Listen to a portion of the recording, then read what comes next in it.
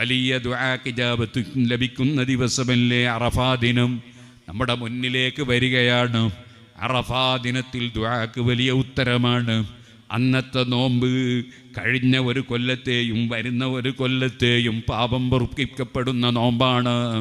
വലിയ പുണ്യമുള്ള നോമ്പാണ്. അറഫയുടെ നോമ്പ് നമുക്കറിയാമല്ലോ. പക്ഷേ അറഫയിൽ നിൽക്കുന്നവർക്കത് സുന്നത്തില്ല, പുറത്തുള്ളവർക്കാണത് സുന്നത്തുള്ളത്. ആ അറഫയുടെ ദിനത്തിൽ അസറിൻ്റെ ശേഷം വല്ലാത്ത പുണ്യമുള്ള സമയമാണ്. ദുആക്ക് വലിയ ഇജാബത്തുള്ള സമയമാണ്. അങ്ങനെയുള്ള സമയത്ത് ദുആ ചെയ്യുമ്പോൾ നബി സല്ലല്ലാഹു അലൈഹി വസല്ലം ഒരിക്കൽ പറഞ്ഞില്ലേ, എൻ്റെ സദസ്സിൽ കുടുംബ ബന്ധം മുറിക്കുന്ന വല്ലവരുമുണ്ടെങ്കിൽ അവരെഴുന്നേറ്റ് പോകണേ. കാരണം കുടുംബ ബന്ധം മുറിക്കുന്നവനുള്ള സദസ്സിൽ ദുആക്ക് ഉത്തരം കിട്ടാൻ പ്രയാസമാണ്. ദുആ ചെയ്യുന്നത് ആരാണ്? നബി സല്ലല്ലാഹു അലൈഹി വസല്ലം തങ്ങളാണ്. ആമീൻ പറയുന്നത് ആരാണ്? അതേ മഹാന്മാരായ സഹാബികളാണ്. ദിവസം ഏതാണ്? അതേ അറഫ ദിനമാണ്. സമയം ഏതാണ്? അസറിൻ്റെ ശേഷമാണ്.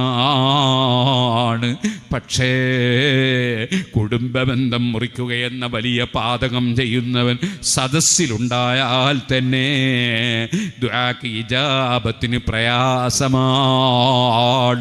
അത് കേട്ടപ്പോൾ ഒരാൾ എഴുന്നേറ്റ് പോയി.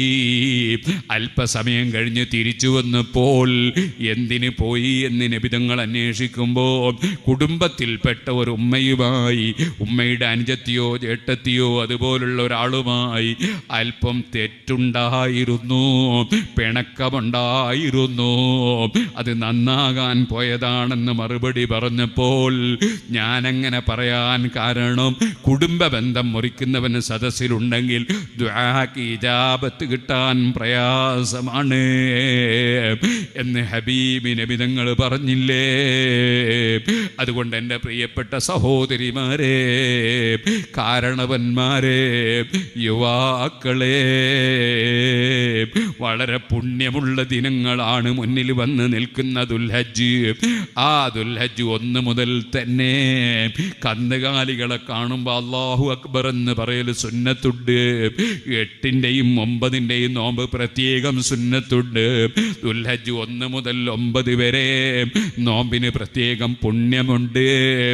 ആ ദുൽഹജ്ജിൻ്റെ വളരെ പ്രധാനപ്പെട്ട ദിനങ്ങൾ മുന്നിലേക്ക് വരുന്നു. അറഫ ദിനം വരുന്നു. പിറ്റേ ദിവസം ബലി പെരുന്നാളാണ്. അന്ന് വളരെ ശ്രേഷ്ഠമായ അമലാണ് ഉദ്ഹിയ്യത്ത്. 11, 12, 13 കൂടി അതിനുള്ള ദിനങ്ങളാണ്.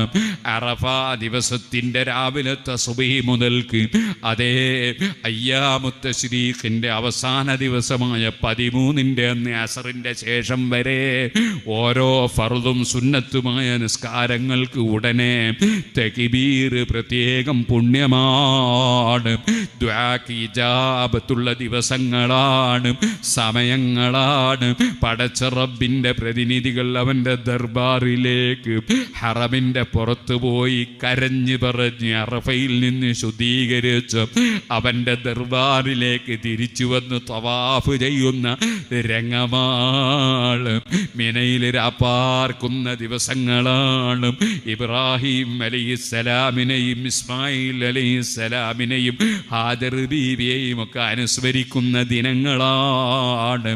സുബ്ഹാനല്ലാഹ്, അവരെ അനുസ്മരിക്കുന്നതിനാൽ ഭക്ഷണം കൊടുക്കാൻ വലിയ താല്പര്യമുള്ള മഹാനായ ഇബ്രാഹിം നബി അലൈഹിസ്സലാമിനെ അനുസ്മരിച്ച് അവിടുന്ന് ത്യാഗത്തിന് തയ്യാറായതിൻ്റെ പേരിൽ സ്വന്തം മകനെ അറുക്കാൻ റബ്ബിൻ്റെ നിർദ്ദേശം വന്നപ്പോൾ റബ്ബിന് ഞാൻ എന്തും സമർപ്പിക്കുമെന്ന സമർപ്പണ ബോധത്തോടെ മകനെ അറുക്കാൻ തയ്യാറായതിനാൽ വലിയ സ്ഥാനം ഇബ്രാഹിം നബി അലൈഹിസ്സലാമിനും അതിന് ക്ഷമിച്ച് ഞാൻ നിന്നോളാമെന്ന് പറഞ്ഞ മകൻ ഇസ്മായിൽ അലൈഹിസ്സലാത്തു വസ്സലാമിനും വലിയ സ്ഥാനം ലഭിച്ച ദിനങ്ങളാണ്.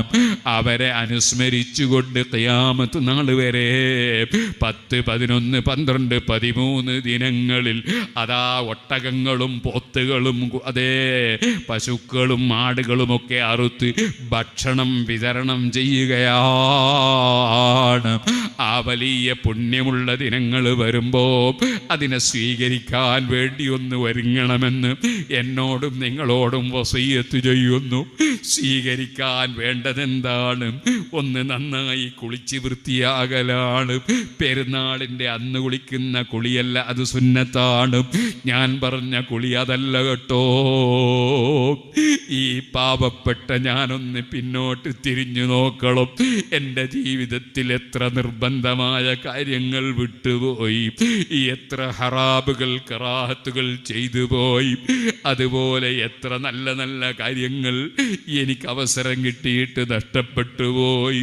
അങ്ങനെ പിന്നോട്ട് തിരിഞ്ഞു നോക്കിയിട്ട് ഇന്ന് വരെ വെള്ളവും ഭക്ഷണവും തന്ന റബ്ബ്, ഓക്സിജൻ തന്ന റബ്ബ്, ആരോഗ്യം തന്ന റബ്ബ്, കിഡ്നിയും ഹാർട്ടും തന്ന റബ്ബ്, ബ്രെയിനും കരളും തന്ന റബ്ബ്, എല്ലാ അനുഗ്രഹവും തന്ന റബ്ബിൻ്റെ മുമ്പിൽ പൊട്ടിക്കരഞ്ഞ് തൗബ ചെയ്ത് തെറ്റുകളൊക്കെയും ഒന്ന് കഴുകി വൃത്തിയാക്കണേ.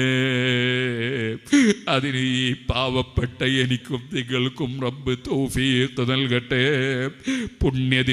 പുണ്യദിനങ്ങളായി സ്വീകരിക്കാൻ റബ്ബ് ഭാഗ്യം നൽകട്ടെ.